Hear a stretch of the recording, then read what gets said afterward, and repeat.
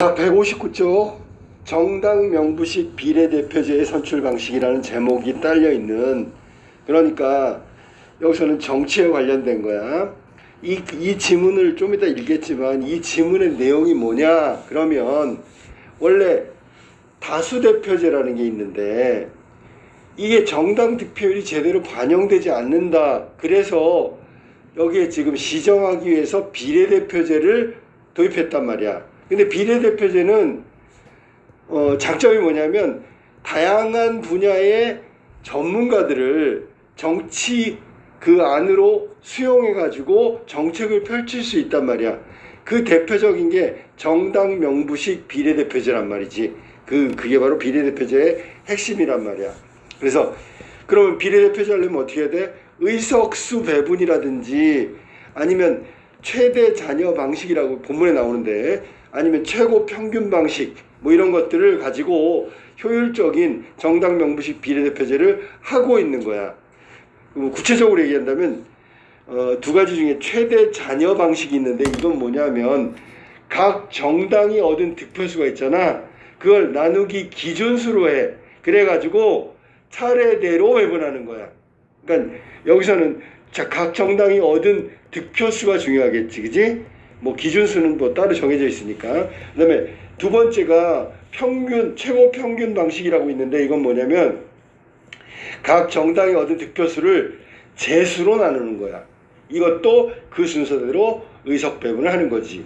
각 방식은 어떤 기준수 혹은 제수를, 앞에서 말한 첫 번째 최대 자녀 방식은 기준수, 최고 평균 방식은 제수란 말이야. 제수. 나누기 수를 제수라고 하는 거야.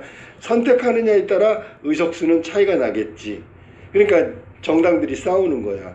기준수로 나누자, 제수로 나누자. 그래야 자기들한테 유리하니까. 그러니 그래서 그렇게 하는 배분 방식 때문에 문제가 되기도 하는데, 더 큰 문제는 뭐냐면 어느 후보자한테 의석을 배분할 거냐, 이것도 또 기표 방식에 중요한 그 영향을 미친단 말이야. 이제 본문에 이따 읽으면서 선생님 설명해 줄게. 자, 그 다음에 자, 이런 것들을 쭉 얘기한 거니까 구체적으로 이제 본문 보면서 얘기해 줄게. 자, 봐봐. 이제 두 가지가 나왔으니까 잘 알아둬야 돼. 비례대표제는 정당의 득표율과 정당의 의석 점유율에 비례하지 못하다는 다수 대표제의 문제를 보완하기 위한 방법으로 등장한 거야. 다수 대표제의 문제, 이게 바로 정당을 선호하는 유권자들의 의사를 제대로 반영하지 못하는 게 다수 대표제고, 그 보완으로 나온 게 뭔데요? 그러면 비례대표제란 말이야. 따라서 후보자 개인의 득표수를 기준으로 의석을 배분하는 다수 대표제와는 달리 비례대표제는, 자, 괄호 묶어볼까? 정당이 획득한 득표율을 기준으로 하여 의석을 배분한다. 그러니까 정당의 표를 찍어야 되는 거지, 그치? 정당이 획득한 득표율에 비례해서 의석을 배정받을 수 있기 때문에 다수 대표제에 비해 사표, 버려지는 표, 낙선 후보가 얻은 표는 다 버려지는 거잖아. 그러면 그게 그 유권자의 의사 반영이 전혀 안 되는 거잖아. 사표의 발생이 낮아. 그러면 유권자의 의사가 제대로 반영된다는 거고, 유권자의 의사를 최대한 반영해 줄 수 있는 게 바로 지금 말한 다수대표제에 비해서 훨씬 더 정당이 획득한 득표율에 비례해서 의석 배정하는 게 맞다는 얘기지. 그게 비례대표제고, 정당 득표율과 의석수의 불일치를 완화할 수 있다. 이 정당 득표율과 의석수 불일치가 바로 다수대표제지, 그지? 완화한다는 게 비례대표제고, 또한 다양한 사회 구성원들이 의원으로 선출될 수 있다. 아까 얘기했던 다양한 분야의 전문가들이 정치에 참여할 수 있다는 말이야. 그러면 그게 비례대표제의 장점이라고. 두 가지. 첫 번째, 세 가지쯤 되겠네. 유권자의 의사를 최대한 반영한다. 첫 번째. 두 번째, 정당 득표율과 의석수의 불일치를 완화시켜준다. 두 번째. 세 번째는 다양한 사회 구성원이 의원이 될 수 있다. 자, 여기까지는 다수대표제의 문제를 보완하는 비례대표제에 대한 얘기를 했고, 두 번째, 비례대표제는 모든 의석을 비례대표제로 선출하거나 전체 의석의 일부를 비례대표제로 선출하는 방법이 있단 말이야. 이게 첫 번째, 모든 의석의 비례대표제, 그 다음에 이거 하나하고 전체 의석의 일부를 비례대표제. 그러면 이 방식은 사실 다수대표제도 조금 들어가고 비례대표제도 조금 들어가서 두 개가 합쳐진 형태겠지, 그지? 전체 의석의 일부를 비례대표제로 주는 거니까. 전부를 줘버리면 그거는 비례대표제지. 근데 다수대표제에서 뽑으면서 일부를 주는 거잖아요. 그게 혼합 방식이라고 얘기한 거야. 비례대표제는 국가에 따라 여러 가지 형태로 운영되고 있는데 대부분의 나라들은 정당 명부식 비례대표제를 채택하고 있다. 정당 명부식 비례대표제는 해당 선거구에서 선출할 인원수와 같거나 적은 수의 후보 명부를 정당이 제출해. 그러면 유권자들이 후보의 명부를 보고 이들을 공천한 한 정당에 투표하는 방식. 그러니까 후보가 아니라 정당의 표를 찍는 거야. 그러면 그걸 다 모아서 그 득표를 가지고 배분하는 거지. 자, 이게 첫 번째 나온 거고, 정당 명부식 비례대표제. 그러니까 정당을 찍는 거다라고 생각하면 되고, 의석을 배분하는 방식과 기표 방식에 따라 또 다양하게 운영된다. 여기서 세분화되면 의석 배분 방식, 기표 방식, 이건 다 그 정당끼리 협의에 의해서 결정하는 거지.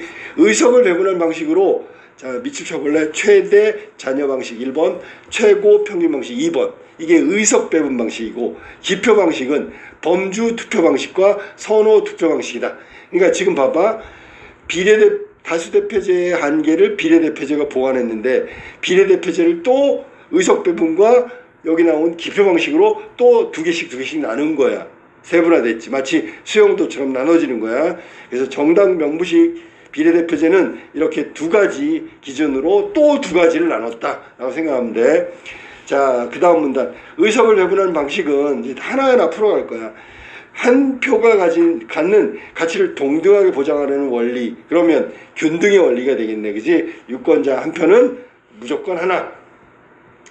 각 정당의 득표수, 해당 선거구의 의석수 등과 같은 기본 정보를 활용하고, 최대 자녀 방식은 선거구에서 각 정당이 얻은 득표수를 기준수 동그라미 나누어 얻은 몫의 정수 부분만큼 의석을 배분하는 거야. 그러니까 득표수가 중요하지. 정당 득표수가 올라가야 돼. 그러니까 후보자는 떨어져도 정당 득표수가 많으면 비례대표제로 의석수가 늘어난다는 얘기가 되겠지, 그지? 근데 정수 부분만큼이니까 소수점 다 제외하는 거야. 근데 여기서 기준수로 나눈다는 거지. 이게 중요한 거지. 두 번째, 배분되지 않은 의석. 그러면 정수 부분만 배분이 되고 나머지 부분 점점점도 있을 거 아니야. 이 몫의 소수 부분이 큰 정당부터 배분하는 방식이다. 그러니까 단 한 표도 가치가 없지가 않아. 다 가치가 있는 거야, 그지? 목 말고 소수 부분까지 다 적용하는 거야. 이때 활용되는 기준수는 헤어 기준수, 하겐바흐 비쇼프 기준수, 임페리알리 기준수 등이 있다. 이 기준수가 세 가지야. 헤어 기준수는 선거구의 총 유효 투표수를 의석수로 나누어 얻은 몫의 정수 부분, 의석수 동그라미. 하겐바흐 비쇼프 기준수는 선거구의 총 유효 득표수, 똑같아. 의석수의 1을 더한 것. 그러니까 여기서는 정수 부분이 작아지겠지, 그지? 정수 부분이 더 작아지겠어. 1을 더한 거니까. 그걸로 다 나누어 가지고 얻은 몫의 정수 부분. 그러니까 1을 더해서 나누니까 줄어들 거 아니야, 몫이. 그다음에 임페리알리 기준수는 선거구 총 유효 투표수를 의석수의 2를 더한 값으로 나누어 얻은 몫의 정수 부분이야. 더 줄어드네, 그지? 그리고 강복수의 소수 부분 첫 자리에서 반올림한 값을 기준수로 정한다. 기준수로 정하는 거야. 만약에 한 선거구의 의석수가 5이야. 5명 뽑는 거야. 총 유효 투표수가 1000표야. 선거구에서 최대 자녀 방식을 적용하면 헤어 기준수는 1000 유효 투표수 나누기 의석수 하면 200이 나오지만, 하겐바흐 비쇼프 기준수라면 1000 나누기 1을 더하니까 6으로 나누니까 166.6666. 그러니까 소수점 6이니까 하나 올리니까 167이 되겠지. 임페리알리 기준수는 1000에다가 나누기 의석수 5 더하기 2니까 7이 되니까 더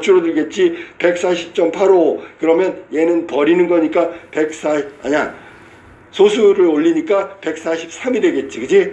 그래서 하나씩은 늘긴 하는데 제일 몫이 많은 건 첫 번째 헤어 기준수란 말이야. 각각의 기준수로 각 정당이 얻은 득표수를 나누어 얻어낸 몫이 각 정당의 의석수를 결정하기 때문에 어느 방식을 채택하건 간에 각 정당이 얻은 의석수는 달라진다. 그치? 어떻게 달라졌어? 제일 처음에 200, 그 다음에 167, 143 이런 식으로 달라진단 말이야.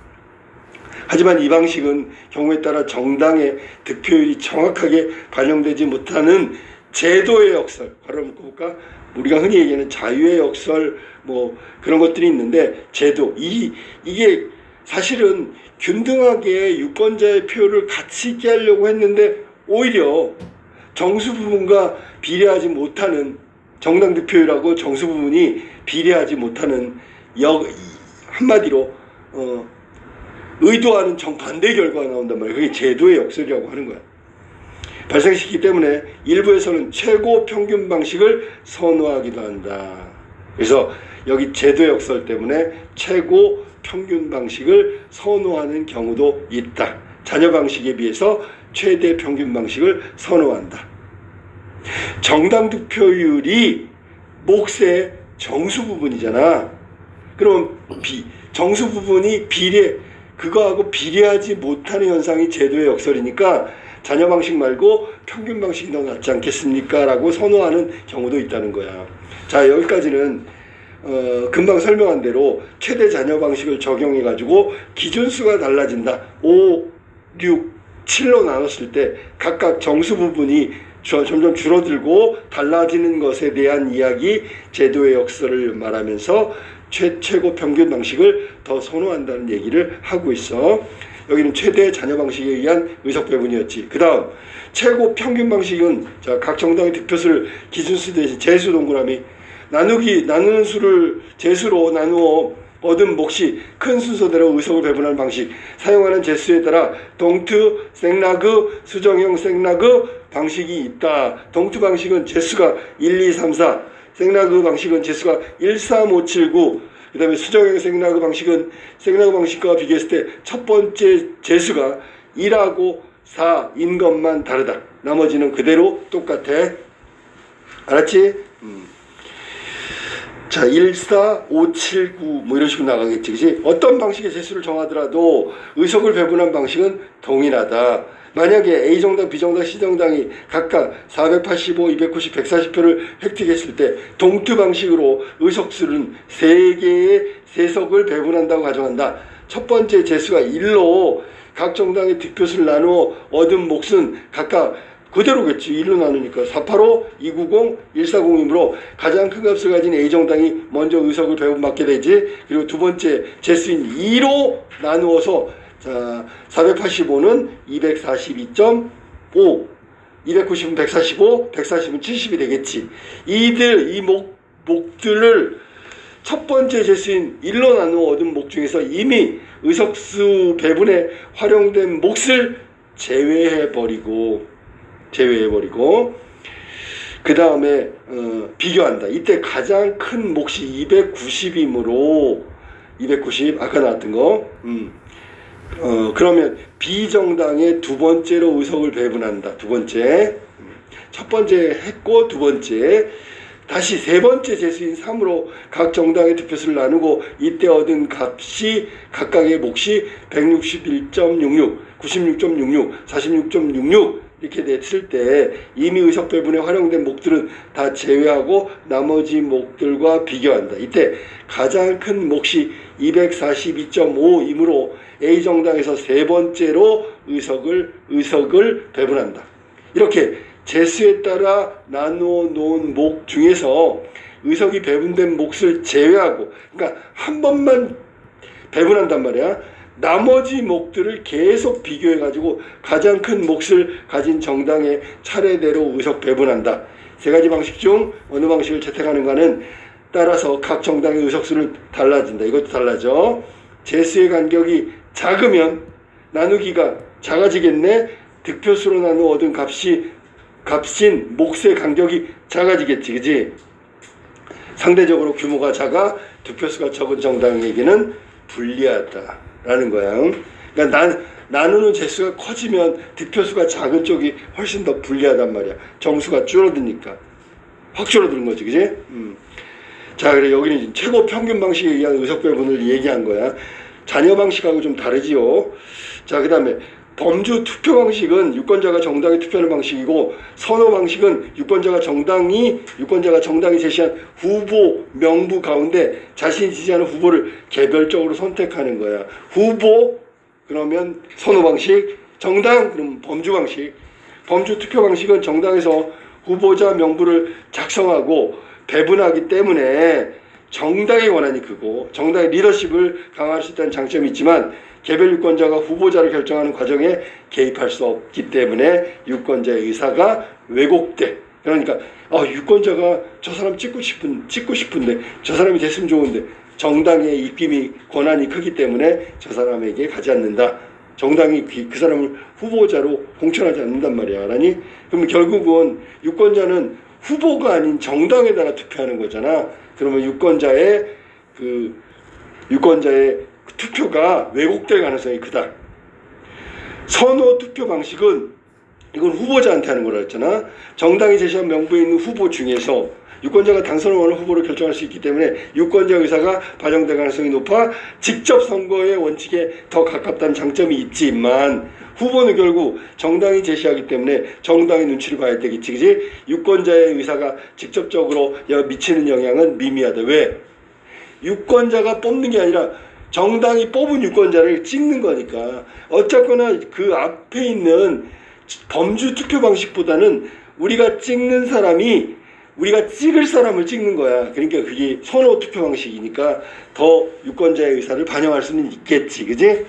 그래서 범주하고 선호 투표 방식, 기표 방식, 우리가 선거할 때 찍잖아. 기표하는 그 방식에 따라서 두 가지로 나눌 수 있다. 자, 마무리. 정당 명부식 비례대표제는 의석 배분 방식, 기표 방식에 따라서 아까 의석 배분은 최대 잔여 방식, 최고 평균 방식, 기표 방식은 선호 투표, 범주 투표, 이렇게 유형을 달리할 수 있어. 우리가 선택할 수 있단 말이야. 우리가 선택하는 건 아니지만 결국 명부를 작성하는 주체는 정당이기 때문에 유권자와 국회의원 사이에 유대가 약해지고 의원이 정당의 정책의 구속을 받을 가능성이 크다.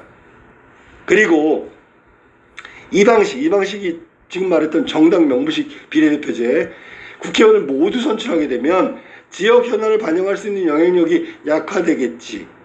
당연하겠지, 그지? 하지만 다수대표제의 한계를 보완할 수 있고, 그러니까 정당 득표율과 정당의 의석수가 비례하지 않는 다수대표제를 보완할 수 있고, 국회의원이 전체 국민의 대표라고 보는 대의제 취지에도 부합하지. 다수대표제는 그게 안 되는데, 알았니?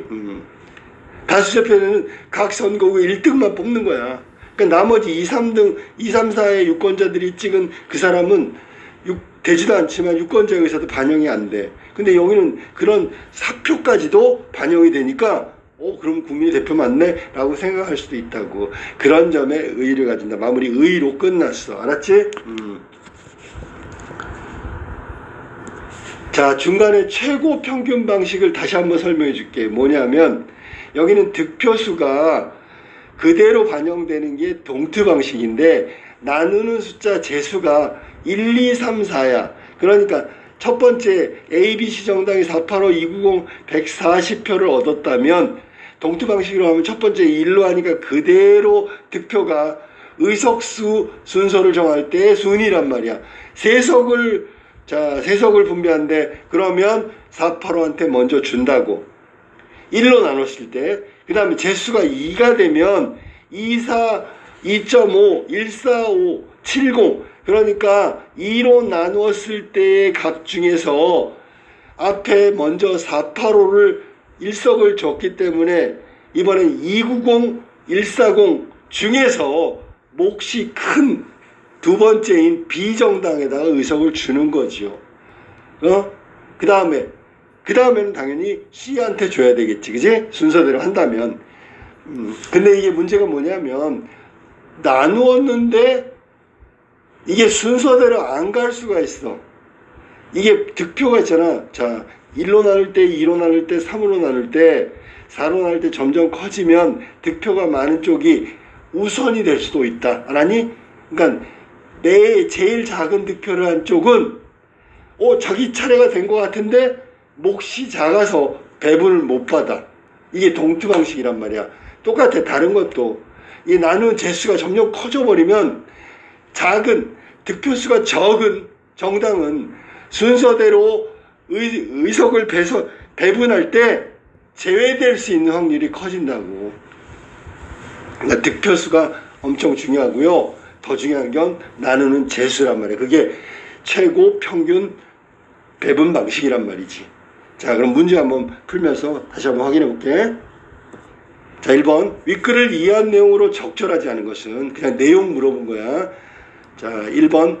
비례대표제를 실시할 경우 다수대표제만 실시할 때보다 밑줄 쳐. 다양한 사회 구성원들이 의원으로 선출될 수 있다. 즉, 유권자의 의사가 더 잘 반영될 수 있다.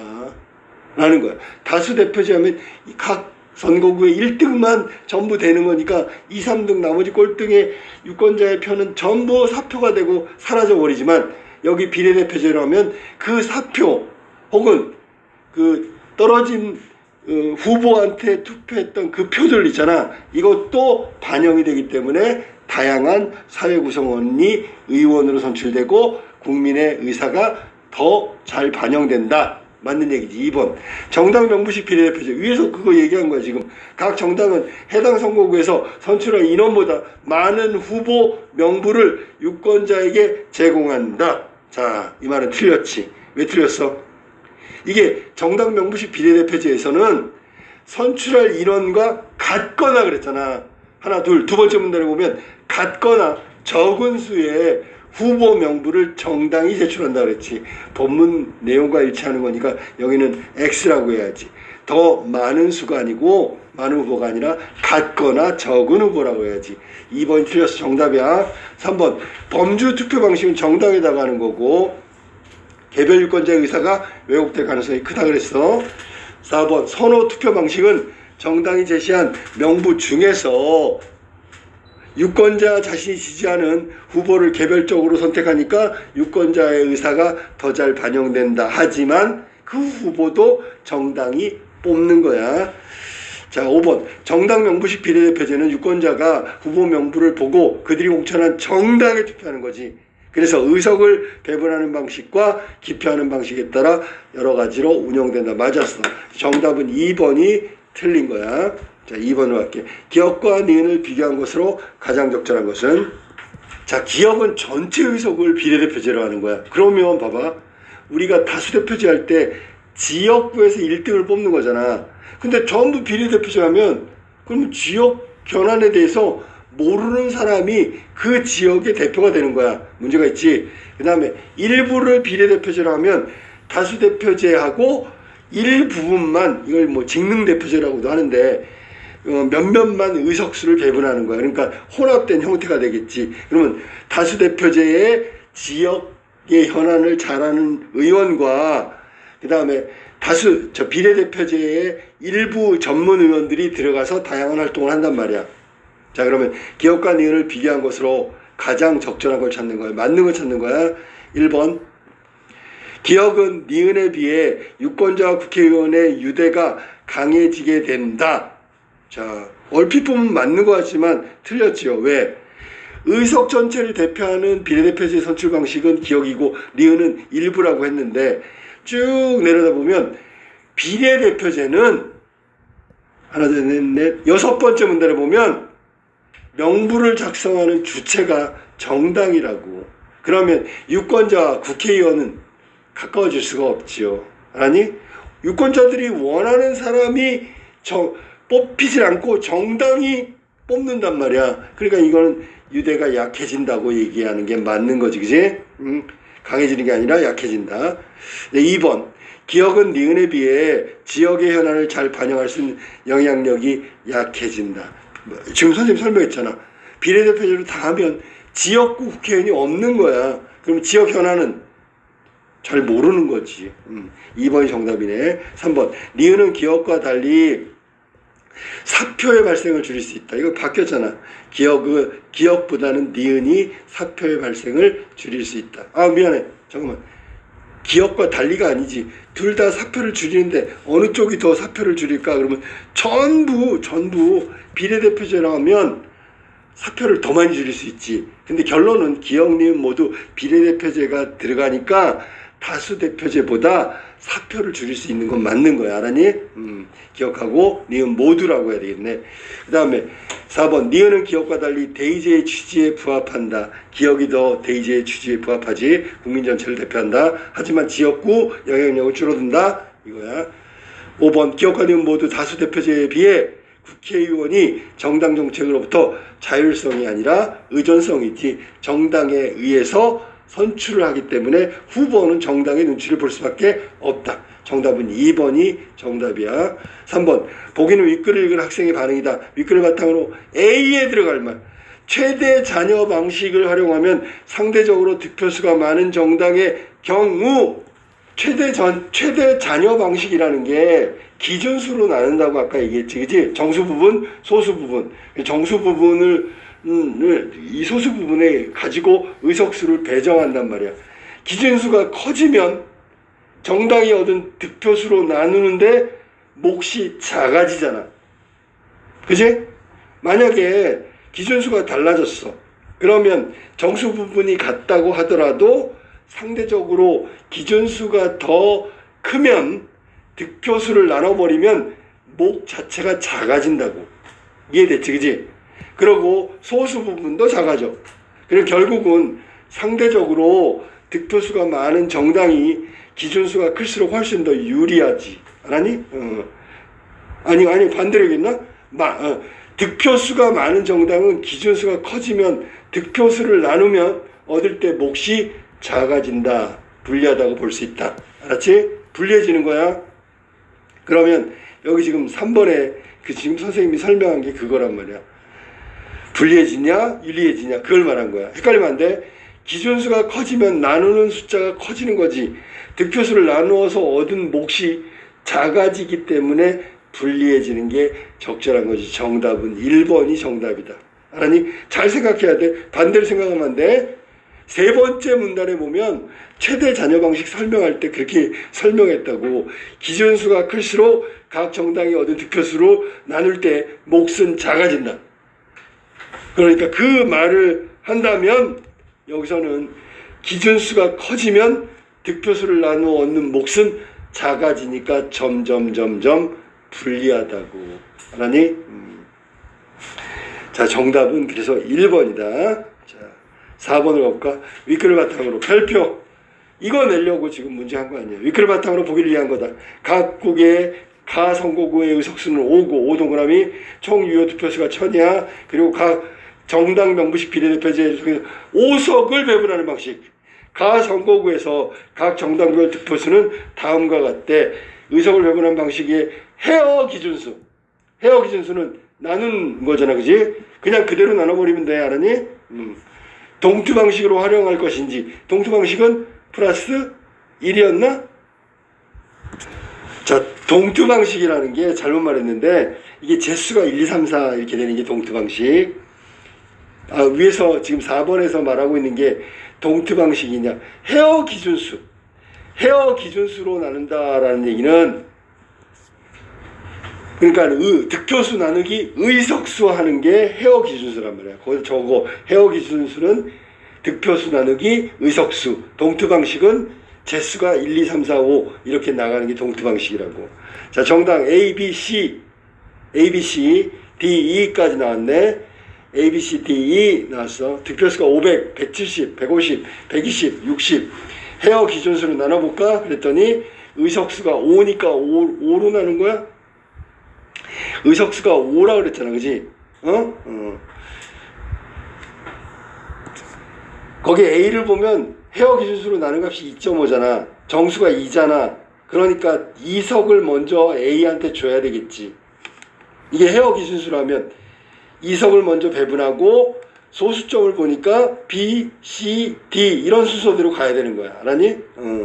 그러면 5석이니까 삼석만 가니까 B, C, D까지 하나하나씩 배분하면 5석이 되는 거잖아. 그지?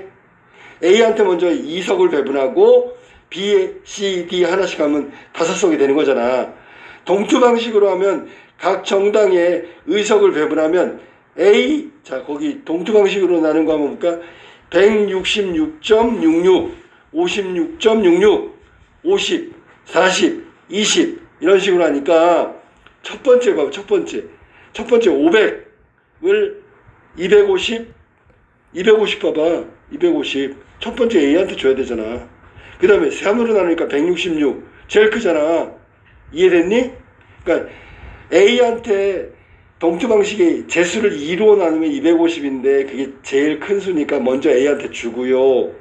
그 다음에 두 번째 3으로 나눌 때 제수가 그때도 제일 큰 게 A니까 또 A를 줘야 되겠지. 그지? 이해됐니? 이해됐어? 그 다음에 B한테 줘야 되지. B 나머지 방식으로 한다면 왜냐하면 250, 166 그 다음에 큰 숫자가 85잖아. 85니까 B한테 가야 되고요. 그 다음 85 다음에 큰 게 어디 있어? 85 다음에 큰 거. 아 선생님이 제수가 1부터인데 그걸 잘못 얘기했어. 1이니까 500 A 받고요. 그 다음에 250이 받아야 되고요. 그 다음에 170이 받아야 되고요. 됐지? 166이 받아야 되고요. 됐어? 그 다음에 75가 받는 거야. 그러니까 500, 250, 170, 166, 85. 그 다음에 75가 되겠지? 근데 75가 되면 6석이 되잖아. 그러면 안 되지. 5석까지만 주는 거니까. 그래서 이렇게 동투 방식으로 하면 A가 받고 B가 받은 다음에 또 A가 받고 마지막에 C가 받는 거야. 5석이니까. 이렇게 되면 D 정당은 받을 게 없겠네. 근데 위에 헤어 기준수로 하면 아까도 얘기했지만 B, C, D까지 갈 수 있으니까 D 정당이 1석을 얻는 거야. 그러면 득표가 아주 작은 60표밖에 못 받았기 때문에 이 정당은 아예 해당 사항이 없고요. D까지 그 득표수가 적은 정당까지 가는 것은 위에 말한 헤어 기준수고 동투 방식으로 하면 D는 갈 수가 없다. C까지 해서 끝난다.